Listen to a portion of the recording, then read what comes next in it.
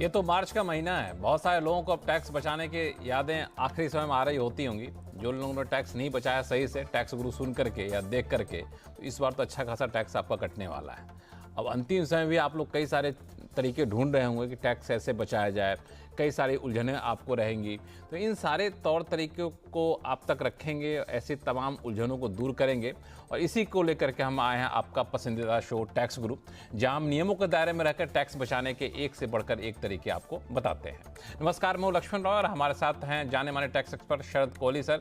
Sir, आपको स्वागत है हमारे शो में। और हम और कोहली साहब मिलकर के आपको कई सारी बारीक बातें बताएंगे जो आपको टैक्स बचाने में बहुत मददगार साबित होगा, या फिर कहें टैक्स की देनदारी कम करने में। मसलन हम ये बताएंगे आपको कि अगर रेगुलर इनकम के साथ एग्रीकल्चर इनकम से भी हो रही मोटी कमाई, तो किन किन बातों का रखें ख्याल। शेयर बाजार से होने वाले लॉन्ग टर्म कैपिटल गेन्स पर टैक्स की देनदारी घटाने का क्या है तरीका। और साथ में भी बताएंगे कि डोनेशन पर टैक्स डिडक्शन क्लेम की बारीकियां, ताकि इनकम टैक्स की कार्रवाई से आप बच सकें। इन तमाम मुद्दों पर बातचीत करेंगे, लेकिन सबसे पहली बात वह है आपको एग्रीकल्चर इनकम को लेकर के। क्योंकि जब टैक्स बचाने के लोग तरीके ढूंढ रहे होते हैं ना, तो बहुत सारी चीज़ें ऐसी हैं जो एक सुनी सुनाई बातों पे या फिर व्हाट्सएप पर आए मैसेज के आधार पर मान बैठते हैं कि ये तो ऐसा होता है जिसलिए हमें यहाँ पर टैक्स नहीं देना होता है। उन्हीं में से एक है एग्रीकल्चर इनकम। आप सब ये मान के चल रहे हैं कि खेती से जो भी कमाई होती है आपकी, उस पर आपको कोई टैक्स नहीं देना है, क्योंकि खेती पर इनकम टैक्स नहीं लगता है। लेकिन ये बिल्कुल जैसा मैंने कहा वैसा नहीं है, इसमें कई सारी बारीकियां हैं। तो कोहली साहब, सबसे पहले तो ये बताइए कि ये कहना कि खेती से होने वाली आमदनी पर इनकम टैक्स नहीं लगता है, सीधे तौर पर मान लिया जाए कि नहीं, इसमें दांवपेच है? बिल्कुल दांवपेच है लक्ष्मण। और डिपार्टमेंट ने खासकर जिन लोगों ने एग्रीकल्चर इनकम डिक्लेयर किया, उनको रेडार पे लिया। अच्छा। उनको माइक्रोस्कोप में लिया कि देखें ये जो एग्रीकल्चर इनकम दिखा रहे हैं। तो आपके सवाल का मैं सीधा जवाब दूं तो अगर आपकी खाली एग्रीकल्चर इनकम नहीं है और आपकी एग्रीकल्चर इनकम के साथ दूसरी आय भी है, तो फिर टैक्स कैलकुलेट करने का एक तरीका है। वो तरीका तो मैं संक्षेप में एक फॉर्मूले में बता देता हूं कि पहले आप अपनी नॉर्मल इनकम लें, उसमें एग्रीकल्चर इनकम जोड़ दें और उस पर टैक्स निकाल लें। उसके बाद अब जो बेसिक एग्जेम्पशन लिमिट है, उसमें आप एग्रीकल्चर इनकम जोड़ के टैक्स निकाल लें। इन दोनों टैक्सेस का डिफरेंस आपका टैक्स पेबल होगा। ये तो रहा फॉर्मूला कैलकुलेट करने का। पर हुआ क्या लक्ष्मण, के लोगों ने एग्रीकल्चर इनकम डिक्लेयर की। किसी का 500 गज का प्लॉट था, उसने क्या किया, 10 लाख रुपए एग्रीकल्चर इनकम दिखा दी, 10 लाख रुपए की खेती। और किसी ने एग्रीकल्चर इनकम दिखाई, कोई कागज था नहीं, ना कोई मंडी की रसीद, ना कोई बेचने का अपना जो खेती बाड़ी बेची, कुछ तो कागजी कार्रवाई होती है। और कुछ ने तो एग्रीकल्चर लैंड था ही नहीं और एग्रीकल्चर इनकम दिखा दी। तो डिपार्टमेंट ने इसको बहुत सख्ती से लिया है। तो मैं आज इसको जिक्र करने का आपका पर्पस ये है कि जो लोग भी अपनी आय में एग्रीकल्चर इनकम दिखा रहे हैं, वो 2-3 बातों का ध्यान रखें।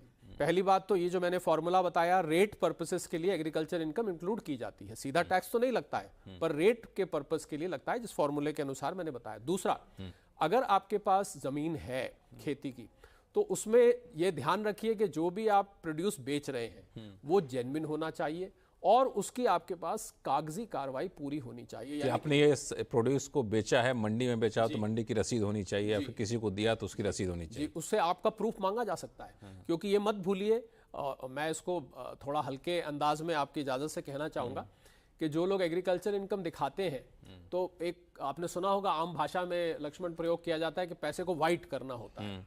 कि भाई किसी के पास मान लीजिए कैश पड़ा है अनअकाउंटेड सोर्सेज से, तो अब एग्रीकल्चर इनकम दिखा दी 2-3 लाख की, उस पर टैक्स तो लगेगा नहीं, एक दफे डिक्लेयर हो गया तो पैसा एक तरह से जैसे आम भाषा में कहा जाता है वाइट हो गया। तो मुझे लग रहा है हमारे हालांकि टैक्स गुरु के सभी दर्शक बहुत ही लॉ अबाइडिंग हैं और समझदार हैं, एक्सपीरियंस्ड हैं, पर फिर भी अगर किसी को कोई ये आइडिया देता है कि आप थोड़ी बहुत एग्रीकल्चर इनकम दिखा के इस तरीके से आप कर सकते हैं, तो ये ना करिए। क्योंकि डिपार्टमेंट जहां जहां भी अब एग्रीकल्चर इनकम दिखाई जा रही है उसको रेडार में ला रहा है। और जिन बातों का मैंने ध्यान रखने को कहा, वो बातें ध्यान रखनी बहुत जरूरी हैं, वरना आपको लेने के देने पड़ सकते। तो ये बिल्कुल साफ हो गया इनकी बातों से कि एग्रीकल्चर इनकम पर टैक्स लगाने का कोई इरादा सरकार का या इनकम टैक्स डिपार्टमेंट का नहीं है। इरादा सिर्फ ये है कि आप अगर कोई झोल झाल कर रहे हैं, जानबूझकर एग्रीकल्चर इनकम दिखाकर आप अपनी आमदनी को छुपाना चाहते हैं, तो वैसे मामले आप पकड़े जाएंगे। लेकिन जो लोग एग्रीकल्चर इनकम है, इसमें आपने चूंकि आप शुरू में एक शर्त आपने जोड़ी कि आपकी बाकी तो कमाई हो रेगुलर इनकम है, साथ में एग्रीकल्चर इनकम हो रही, तो ये सारी बातों का ख्याल रखें। लेकिन ऐसे बहुत सारे लोग हैं जिनको सिर्फ एग्रीकल्चर इनकम पर निर्भर रहते हैं, उनके लिए इनकम टैक्स के नियम क्या कहता है? देखिए लक्ष्मण, नियम तो उनके लिए भी ये जो सावधानियां मैंने बताई हैं, सावधानियां तो उनके लिए भी हैं। नहीं, मान लिया सिर्फ खेती से उनको पैसा आ रहा है, मान लीजिए गन्ने के किसान है, सिर्फ गन्ने से पैसा आ रहा है, कमर्शियल क्रॉप के किसान है, सिर्फ उससे पैसा आ रहा है, सब्जी उगाते हैं सिर्फ उससे पैसा आ रहा है, उसी से उनका जीवन यापन चलता है। देखिए, अगर खाली एग्रीकल्चर इनकम है तो सेक्शन 10 में वो पूरी तरह से माफ है, उसमें कहीं कोई तो अब मान लीजिए उनकी 10 लाख है, 10 लाख की जगह 15 लाख है, 15 लाख की जगह 20 लाख है या कम होनी चाहिए, क्योंकि वो तो रिटर्न ही फाइल करना उनको जरूरी नहीं है। तो जहां पर खाली एग्रीकल्चर इनकम है वहां पर इतनी समस्या नहीं है। अच्छा, वहां पे रिटर्न फाइल करने की जरूरत नहीं, चाहे आमदनी कितनी भी कितनी भी। देखिए हमारे आप देखिए किसानी जो है, और लक्ष्मण आप तो इकोनॉमिक न्यूज को खुद ट्रेस करते हैं, आज ही आंकड़ा निकल के आया, जो 8 करोड़ 40 लाख रिटर्न्स फाइल हुई, उसमें से जो असल में टैक्स देने वाली थी वो 2 करोड़ 81 लाख थी, यानी कि 2/3 में टैक्स नहीं गया। तो जितने हमारे किसान भाई हैं, कभी आपने नहीं सुना होगा कि वो अपने रिटर्न फाइल करते हैं, क्योंकि उनकी खाली कहते। समस्या वहां है जहां बाकी के इनकम सोर्सेस के साथ एग्रीकल्चर इनकम भी जुड़ जाती है, वहां पर थोड़ा ग्रे एरिया खड़ा हो जाता है, और डिपार्टमेंट की उस पर पैनी नजर हाल में मैंने देखा बनी हुई है। तो किसी के, और मैंने देखा ज्यादातर लोग किसी के बहकाए में आके करते हैं। इसमें प्रूफ के तौर पर क्या होना चाहिए? मंडी समिति एक रसीद देती है, मंडी समिति की रसीद होनी चाहिए जब भी आप बेचने जाते हैं। मंडी समिति जिस भी मंडी में आप बेचेंगे वहां पर एक रसीद, छोटी सी रसीद होती है, वो हाथ से बनी हो या वो प्रिंट आउट हो, वो अपने पास जरूर रखनी चाहिए। अगर मान लीजिए रसीद नहीं मिल रही, आपने किसी को निजी तौर पे बेच दिया है, तो आपने जो खेती को उगाने में खर्च किया है, उसमें आपने कुछ फर्टिलाइजर उर्वरक खरीदे होंगे, आपने बीज खरीदे होंगे, हो सकता है किसी मजदूर को तनख्वाह दी हो, उसके वाउचर है, कुछ ना कुछ कागजी क्यों नहीं, तो आप सिद्ध कैसे करेंगे कि मेरी एग्रीकल्चर, मेरे पास जमीन है, आधा एकड़ है, 1 एकड़ है, 2 एकड़ है, पर इसमें कुछ उपज हुई, इसको सिद्ध करने के लिए। दूसरा जो पैसा आया है वो ऑनलाइन होना चाहिए, कैश भी हो सकता है? एग्रीकल्चर में आमतौर पर कैश का ज्यादा चलन। ये बहुत अच्छी आपने बात पूछी कि एग्रीकल्चर इनकम में तो कैश भी अलाउड होता है कि अब आप किसान बेचने जा रहा है मान लीजिए, हालांकि पर अब जो है डिजिटल साधन इतने उपलब्ध हैं, और मैंने तो गाँव में भी देखा लक्ष्मण कि लोग पेटीएम और इन सारे प्लेटफॉर्म्स का इस्तेमाल करते हैं और डिजिटल यूपीआई के जरिए पेमेंट करते हैं। पर अगर आपके पास कैश पैसा आ भी रहा है एग्रीकल्चर का, तो वो चल जाएगा, शर्त यह है कि आपके पास प्रूफ होना चाहिए। तो ये बिल्कुल ध्यान रखिए, बहुत ही पते की बात बता रहे हैं। एग्रीकल्चर इनकम खासतौर से जिनको रेगुलर इनकम होता है लेकिन साथ में एग्रीकल्चर इनकम दिखा रहे हैं, तो इन सब चीज़ों का ध्यान रखिए। जो इनकम टैक्स डिपार्टमेंट आजकल बहुत ही पैनी नज़र रखे और उसके पास कई सारे साधन भी है। तो आगे भी कई सारे ऐसे महत्वपूर्ण मुद्दे हैं, कोहली साहब से चर्चा करूंगा, लेकिन इस बीच कई सारे कॉलर हमारे साथ जुड़ चुके हैं। बेंगलुरु से प्रवीण जी जुड़े हुए हैं, जो सबसे पहले उन्हीं के पास चलते हैं। प्रवीण जी नमस्कार। नमस्कार सर, कोहली जी नमस्कार। नमस्कार प्रवीण, मैं प्रवीण चौरसिया बोल रहा हूँ बेंगलुरु से। जी बताएं, क्या उलझन है? इनकम टैक्स से डिमांड का नोटिस आया है, जो एसटीसी जो शॉर्ट टर्म कैपिटल गेन था ना जी, उसके ऊपर अभी फरवरी मंथ में प्रोसेसिंग हुआ है, तो उसमें 20,000 का रेज करके भेज दिया नोटिस जी। तो मेरा क्वेरी ये था, जब जनवरी में सीएनबीसी में ही बोला था कि वो रिबेट हो रहा है हाईकोर्ट ऑर्डर के अगेंस्ट में, एंड पोर्टल भी ओपन हो रहा था 4-5 दिन के लिए, उसके बावजूद भी अब वापस नोटिस सबको भेज रहे हैं सर। ये प्रवीण जी, ये मुद्दा वाकई ही बहुत तूर पकड़ा, और मैं इस मुद्दे का हल्का सा बैकग्राउंड बता देता हूं अगर और भी किसी के मन में डाउट हो। देखिए क्या होता, शॉर्ट टर्म कैपिटल गेन का जो इनकम है वो रिबेट के अंतर्गत नहीं आती है, पर जब लोग रिटर्न भर रहे थे, आपको याद होगा उस समय जुलाई में, तो वो यूटिलिटी उसको एक्सेप्ट कर रही थी रिबेट के लिए। अब यूटिलिटी ने एक्सेप्ट कर लिया, पर लीगल तौर पे एसटीसीजी अलाउड नहीं है, तो अब लोगों ने फाइल कर दी, तो इसके खिलाफ कुछ लोग हाईकोर्ट चले गए, तो हाईकोर्ट गए, तो हाईकोर्ट ने इसी वजह से 15 दिन, आपको याद होगा, डेट भी बढ़ाई थी, डेट बढ़ाई थी, और हाईकोर्ट ने ये कहा कि भाई ये डिपार्टमेंट का मसला है, वो फैसला करे। और हैरानी हुई कि सीआईटी अपीज मुंबई ने इसको अलाउ कर दिया कि भाई चलो अब ये ग्रे एरिया है। अभी आपने देखा होगा हाल के बजट में क्लेरिफिकेशन आया है इस पे कि अब आप एसटीसीजी को 87 रिबेट में नहीं ले सकते, पर उस टाइम ये ग्रे एरिया था, तो सीआईटी ने मुंबई ने इसको अलाउ किया था।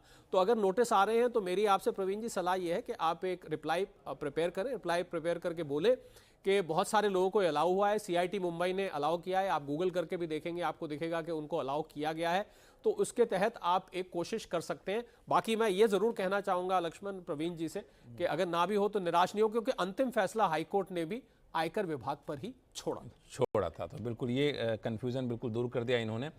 तो प्रवीण जी, उम्मीद करता हूं कि आपका कंफ्यूजन दूर हो गया होगा। एक रिप्लाई फाइल कर दी, जैसा कि कोहली साहब ने कहा है। रिप्लाई तो कर दिया है। हाँ, प्रॉब्लम क्या है ना कोहली जी, कि ऑडिटर भी अभी तक फुल क्लियर नहीं है कि हाँ या ना करके। जी, मैंने जैसा कि कहा प्रवीण जी, वाकई में ऑडिटर की भी गलती नहीं है।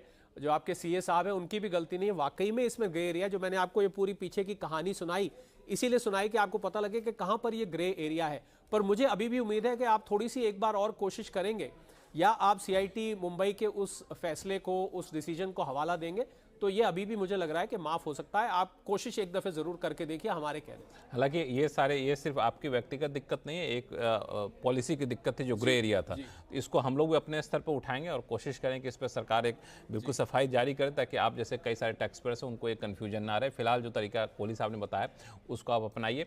अब चलते हैं दिल्ली, जहाँ से अशोक आनंद जी हमारे साथ फोन लाइन पर जुड़ चुके हैं। अशोक आनंद जी नमस्कार, क्या सवाल है आपके पास? हाँ जी सर, मेरा सवाल ये है कि मेरे पास एक मकान था 25 साल पुराना। अच्छा। और दूसरा मकान मेरी वाइफ ने लिया था दो साल पहले, अभी 24 महीने नहीं हुए जी। तो मैं दोनों बेच के एक लेना चाहता हूँ, तो मेरे को कैपिटल गेन का फायदा मिलेगा? अशोक जी, एक मकान आपने कहा 25 साल पुराना था, दूसरा मकान आपने कहा आपकी वाइफ के नाम का था जिसको अभी 2 साल नहीं हुए, तो आपका जवाब तो आपके सवाल में ही देखा जाए तो छुपा हुआ है। जो आपकी वाइफ वाला मकान है, क्योंकि वो अभी लॉन्ग टर्म नहीं हुआ है, 2 साल पूरे होने जरूरी हैं, तो जब आप दूसरा मकान लेंगे कैपिटल गेन को बचाने के लिए, तो उसमें आपको सिर्फ बेनिफिट मिलेगा। अगर आप उसको जॉइंट नेम में ले रहे हैं या दोनों मिल के ले रहे हैं, तो सिर्फ आपको तो फायदा मिल जाएगा आपके हिस्से का, पर आपकी वाइफ पर जो कैपिटल गेन आएगा उसका फायदा नहीं मिल पाएगा, क्योंकि सेक्शन 54 के अंतर्गत जो फायदा मिलता है वो लॉन्ग टर्म कैपिटल गेन पर मिलता है, और ये 2 साल से कम वाला शॉर्ट टर्म कैपिटल गेन माना जाएगा। तो उम्मीद है अशोक आनंद जी आपका कंफ्यूजन दूर हो गया होगा।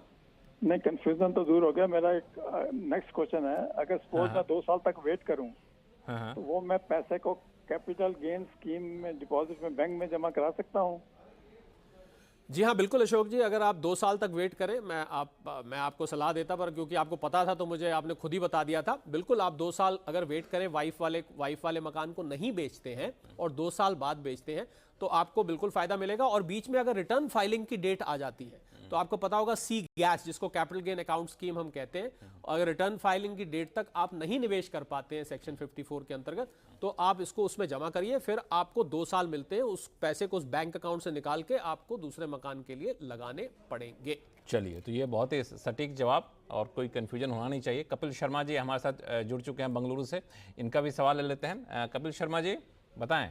हाँ जी, क्या सवाल? हाँ जी, थैंक यू सर। मेरा क्वेश्चन ये है कि मैंने अभी एक प्री लॉन्च ऑफर में ना एक घर खरीदा है, और वो प्री लॉन्च में क्या होता है, उन लोगों ने मुझे पेमेंट प्लान दिए हैं। अभी प्री लॉन्च में उन्होंने मुझसे 25 लाख रुपए लिए हैं, 2.5 करोड़ का घर है, तो 10% उन्होंने मेरे से प्री लॉन्च डे पे ले लिए, और वो हर 3-4 महीने में मेरी डिमांड जनरेट करेंगे। मेरा क्वेश्चन ये है कि 25 लाख देने के लिए मैंने एक्चुअली 2 सेट ऑफ शेयर्स बेचे। एक मेरे डोमेस्टिक इंडियन मार्केट के कुछ शेयर्स बेचे, और मैंने कुछ एक फॉरेन इक्विटी के शेयर्स बेचे।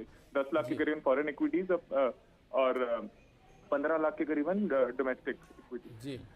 मेरा क्वेश्चन पहला पार्ट ये है कि क्या मैं इन दोनों उस पे long term capital gain save कर सकता हूँ, क्योंकि मेरे पास अभी रजिस्ट्री वगैरह 5 साल बाद होगी, बट डिमांड नोट्स हैं मेरे पास अभी इनके, जो उन्होंने डिमांड जनरेट करी। That's point number 1। And question number 2 मेरा ये है कि आगे जाके अगर मैं लोन लेता हूँ इसी की बची हुई पेमेंट पे, और उस लोन रीपेमेंट के लिए मैं अगेन फिर से अपना ये फॉरेन इक्विटी और डोमेस्टिक मार्केट दोनों के अगर शेयर बेचता हूँ, तो क्या मुझे उस पे long term capital gain save करने का मौका मिलेगा? बहुत ही अच्छा सवाल है। बहुत सारे लोग ऐसे प्री लॉन्च ऑफर में बिल्कुल, देखिए, जो आपके सवाल का पहला हिस्सा है कि आपने इक्विटी बेचकर कैपिटल गेन हुआ, उस कैपिटल गेन को बचाने के लिए आपने घर लिया, तो इसमें थोड़ा सा आप कर तो ठीक रहे, पर थोड़ा सा एक पेच है। पेच ये है कि सेक्शन 54 के अंतर्गत आप किसी अन्य एसेट को बेच के रेजिडेंशियल हाउस प्रॉपर्टी खरीदने में लगा सकते हैं। पहली बात, सैद्धांतिक बात तो ये है, आपको परचेज करना होता है 2 साल में, कंस्ट्रक्ट करना होता है 3 साल में। बस यहीं आके पेच फंस जाता है, क्योंकि आपके जो बिल्डर साहब हैं, जो भी आप कंपनी से ले रहे हैं, उन्होंने आपको 5 साल का वादा किया है। तो जो 54F की जो गाइडलाइंस है और प्रोविजंस है, वो कहते हैं कि 3 साल के अंदर मकान कंस्ट्रक्ट हो जाना चाहिए, पर क्योंकि आपका 5 साल में जा रहा है, तो ये उससे बाहर हो जाएगा, तो इसलिए आप उसको नहीं ले पाएंगे। या तो वो जल्दी से खत्म कर दें आपके लिए, तब तो हो जाएगा। आपका दूसरा सवाल था कि लोन लेके, तो लोन लेके अगर आप उसको कर रहे हैं, तो लोन लेके आपको उसका कोई फायदा नहीं होगा। यानी कि इक्विटी, लोन, मकान, जिस तरीके से आपने पूरी इक्वेशन बनाई है, लोन पर कोई इस तरीके से फायदा नहीं मिलता है, ये मैं आपको स्पष्ट करना चाहता हूँ। कोई कन्फ्यूजन तो नहीं कपिल शर्मा जी, कुछ और पूछना चाहते हैं? नहीं, थैंक यू, समझ में आ गया। चलिए बहुत बहुत धन्यवाद हमारे साथ जुड़ने के लिए। और फिलहाल वक्त है छोटे से ब्रेक का। ब्रेक के बाद बताएं कि पॉलिटिकल डोनेशन अगर आप देते हैं तो बड़ा सावधानी बरतिएगा, क्योंकि इस पर इनकम टैक्स विभाग की पैनी नज़र है। ये सावधानी किस तरह से बरतनी चाहिए बताएंगे छोटे से ब्रेक के बाद, कहीं जाइएगा नहीं। ब्रेक के बाद आपका फिर से आपका स्वागत है। आप देख रहे हैं टैक्स गुरु और हमारे साथ बने हुए हैं जाने माने टैक्स एक्सपर्ट शरद कोहली साहब। कोहली साहब, लोगों के सवाल लें उससे पहले एक सवाल खासतौर से उन लोगों के लिए जो इनकम टैक्स बचाने के लिए डोनेशन देते हैं, चाहे राजनीतिक संस्था हो या फिर गैर राजनीतिक संस्था हो, और डोनेशन के नाम पे उनको इनकम टैक्स में रियायत मिलती है। काफ़ी पुरानी परंपरा है। हालांकि न्यू टैक्स रिजीम में ये व्यवस्था हट गई है, पुरानी टैक्स रिजीम में है, लेकिन इनकम टैक्स विभाग ने इस पर मुझे लगता है काफ़ी ज़्यादा सख्ती बरतनी शुरू कर दी, उनको लगता है कहीं ना कहीं यहाँ मिसयूज़ हो रहा है इस प्रोविज़न का। तो जो लोग डोनेशन दे के टैक्स बचाना चाहते हैं उनके लिए आपकी तरफ से क्या सुझाव होंगे? देखिए, डोनेशन दो तरीके की होती है, जैसे आपने कहा राजनीतिक और गैर राजनीतिक। जो गैर राजनीतिक है वो तो 80G में है, वहाँ पर तो आपको GTI की लिमिट लगी हुई है, पर समस्या वहाँ है और डिपार्टमेंट ने इसको रेडार पे लाया है। 80GGC लक्ष्मण एक प्रावधान है जिसके अंतर्गत अगर आप किसी राजनीतिक पार्टी को डोनेशन देते हैं तो उसमें कोई लिमिट ही नहीं है। और क्योंकि अब न्यू रेजीम में ज्यादातर लोग आ गए हैं, तो जो लोग ओल्ड रेजीम में बना रहना चाहते हैं वो कुछ ऐसा ढूंढ रहे हैं कि ओल्ड रेजीम ज्यादा फायदेमंद अट्रैक्टिव रहे। तो ऐसा डिपार्टमेंट के नोटिस में आया और राजनीतिक पार्टी रजिस्टर्ड इलेक्शन कमीशन के पास आप देखें तो करीब 3000 के आसपास पार्टीज हैं जो रजिस्टर्ड है, पॉलिटिकल पार्टीज। अब कुछ बहुत छोटी छोटी पार्टीज भी हैं किसी रीजन में जिनका नाम भी नहीं सुना हुआ है। और मैं यहाँ पर भी आपकी इजाज़त से, क्योंकि जो चीज़ आम प्रैक्टिस में होती है मुझे नहीं लगता उसको शो में जिक्र करने में नहीं ये नोटिस में आया कि लोग क्या करते हैं, डोनेशन दी और वो छोटी मोटी जो संस्था है, राजनीतिक संस्था मैं बोलता हूँ, पार्टी नहीं बोलता क्योंकि वो इतनी छोटी होती है, और 5% कमीशन काटा और बाकी कैश वापस दे दिया। अच्छा, उसको 30% की देनदारी 5%। हाँ, तो उसका 30% का टैक्स बच गया और 5% उसकी कॉस्ट आई। और उस संस्था की, मैं बार बार संस्था इस्तेमाल कर रहा हूँ क्योंकि मैं उसको पॉलिटिकल पार्टी नहीं मानता। ये तो गलत है वैसे काम। अगर कोई ये काम कर रही है तो मैं उसको पार्टी नहीं मानता। ये तो कानूनी तौर पे गलत है वैसे। बिल्कुल गलत है। तो 25 वो कहते हैं जी आपका फिर भी 25% का फायदा है, आप तो 5% हमें कॉस्ट दे रहे हैं, उनकी वो 5% की कमाई हो जाती है। बैठे बैठे डोनेशन नहीं आई, पर इस तरीके। तो डिपार्टमेंट ने इसको रेडार पे लिया है। तो जो भी व्यक्ति 80GGC के अंतर्गत डोनेशन दे रहा है उन दर्शकों के लिए मैं ये कहूँगा सावधानी बरतें। पहली बात तो वो पॉलिटिकल पार्टी रजिस्टर्ड होनी चाहिए, नंबर 1। नंबर 2, इस प्रकार के किसी अरेंजमेंट में आप ना पड़े जहाँ पर आप कैश आप चेक से दें और आपके पास कैश वापस आ जाए। ये भी ध्यान रखिए, आपके पास कैश वापस होगा वो अनएक्सप्लेन्ड कैश बन जाएगा, जो कि आपके लिए एक और समस्या का कारण बन जाएगा। और उसके कागजात यानी कि पॉलिटिकल पार्टी का रिकग्निशन पूरा अपने पास रखें, क्योंकि बहुत सारी ऐसी भी संस्था आ जाती हैं, वो कहते हैं डोनेशन दे दो भैया, हमारा तो है रजिस्ट्रेशन। तो उसके कागजात पूरी तरह से चेक करें। मैं फिर दोहराना चाहूँगा कि डिपार्टमेंट ऐसे डोनेशंस के ऊपर बहुत सख्त नज़र बनाए हुए है। अगर आपकी कंपटीशन में 80GGC की डिडक्शन दिख जाती है तो आप तैयार रहिए उस सवाल जवाब के लिए। तो कहीं भी कोई ग्रे एरिया इसमें नहीं रहना चाहिए, ये मैं हिदायत देना चाहता हूँ। बिल्कुल, दरअसल जैसा कि समझाया कोहली साहब ने, ये पूरे पैसे दे करके 30% बचाने के लिए 5% दिया और बाकी वापस ले लिया। ये कानूनी तौर पर बिल्कुल ही गलत है और इसको पकड़ने के बहुत सारे साधन हैं। जैसा कि कोहली साहब ने कहा कि पैसा आपने दिया वहाँ तक तो लीगल है, जब वो वापस आपको कर रहा है तो वो तो कैश में दे रहा है, उसको आराम से पकड़ा जा सकता है, उसके अकाउंट से निकल रहा है। और लक्ष्मण, इसमें एक समस्या जो देने वालों के लिए और भी है कि अगर वो संस्था कल को पकड़ी गई तो जितने भी उसके डोनर्स हैं उन सबके पास नोटिस आएगा और उनको जवाबदेही कठिन। हाँ, तो ये संस्था के नैतिक जिम्मेदारी के भी हिस्सेदार आप हो जाते हैं। जी बिल्कुल। तो इन सब में क्या पड़ना, जो टैक्स की देनदारी बनती है दे दीजिए, और इनकम टैक्स देंगे तो आपको फायदा है, देश को फायदा है। हम लोग इतने तो समझदार तो हो ही गए, इन सब चक्करों में मत पड़िएगा। और अगर वाकई देने की इच्छा है तो जैसा कि कोहली साहब ने कहा, इन बारीकियों का ख्याल रखिएगा। चलते हैं इंदौर, जहां से संजय गौर साहब हमारे साथ फोन लाइन पर जुड़ चुके हैं। संजय जी नमस्कार, क्या उलझन? नमस्कार लक्ष्मण जी, नमस्कार। मैं CNB से आवाज का शुक्रगुजार हूं कि जिन्होंने मेरा क्वेश्चन लिया है, और मैं कोहली साहब का और गौरी मैडम का बहुत फैन हूं। मैं रेगुलरली आप लोगों का प्रोग्राम देखता रहता हूं। आपके बहुत बहुत धन्यवाद जो आपने मेरा क्वेश्चन लिया है जी। कोहली साहब से मेरा क्वेश्चन ये है कि मैंने फाइनेंशियल ईयर 23-24 के लिए जी ITR 2 फाइल किया था। मेरी सैलरी इनकम है, वाइफ का रिटर्न की बात कर रहा हूं मैं। वाइफ के रिटर्न में सैलरी इनकम भी है और कैपिटल गेन का प्रॉफिट भी था जी। मैंने 3 जुलाई 2024 को अपना ITR 2 फाइल कर दिया था जी। उसके बाद उसमें मैंने 87A की 25,000 रुपए की पूरी छूट ले ली थी सर। जी मेरे को डिपार्टमेंट से नोटिस आया 143(1) का 24/9/2024 को। जी वो डिमांड को मैंने टैक्स पेड कर दिया था 15/11/2024 को हेड 400 के हेड में जी डिमांड को पेमेंट कर दिया था सर। फिर बाद में मेरे को पता पड़ा कि गवर्नमेंट का आपका शो देख के पता पड़ा कि हाई कोर्ट का कोई डिसीजन आया था कि रिटर्न रिवाइज करने की डेट भी बढ़ाई थी, पर मैं किसी कारणवश वो अपना रिटर्न को रिवाइज नहीं कर सका सर। जी फिर मैंने 4 फरवरी 2025 को रेक्टिफिकेशन एरर फाइल करी थी, जिसके 20 फरवरी 2025 को डिपार्टमेंट से रेक्टिफिकेशन ऑर्डर के अगेंस्ट में 154 का नोटिस आया। वो डिमांड वापस से एज इट इज बता रहे, जबकि वो डिमांड का तो पेमेंट कर चुका हूँ। अब मेरी क्वेरी ये है सर कि मैं रिटर्न रिवाइज नहीं कर पाया, तो क्या मैं वो 25,000 रुपए का रिफंड ले सकता हूँ? और अगर ले सकता हूँ तो क्या प्रोसीजर रहेगी सर, कृपया बताएं। देखिए लक्ष्मण, इनका भी सवाल वही पिछले है सवाल जो अभी के पिछले सवाल का था। हाई कोर्ट का, जैसा कि मैंने बताया, मैं फिर से, क्योंकि हो सकता है ये कार्यक्रम देख रहे होंगे तो पहले इन्होंने ना सुना हो, तो मैं बताता हूँ। हाई कोर्ट ने वापस डिपार्टमेंट के पास रेफर किया था, क्योंकि यूटिलिटी उसको एक्सेप्ट कर रही थी और आयकर के हिसाब से वो एक्सेप्टेबल नहीं था।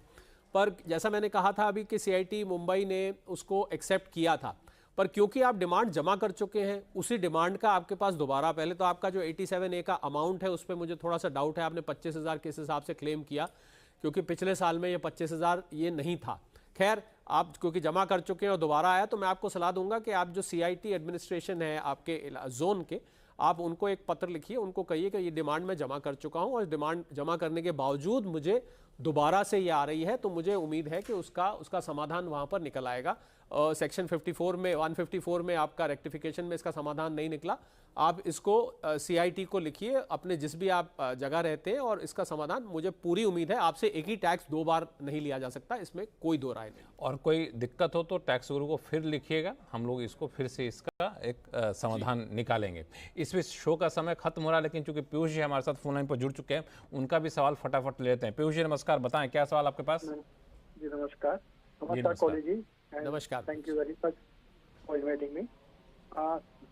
लक्ष्मण जी, एक तो मेरा एक सजेशन था कि ये जो प्रोग्राम टैक्स गुरु हम दे रहे हैं, जो हफ्ते में एक ही बार आ रही है, उसकी अवधि बढ़ा के एटलीस्ट 2 या 3 बार कीजिए, क्योंकि काफी लोगों के सवाल आते हैं और बहुत ही रसप्रद होते हैं।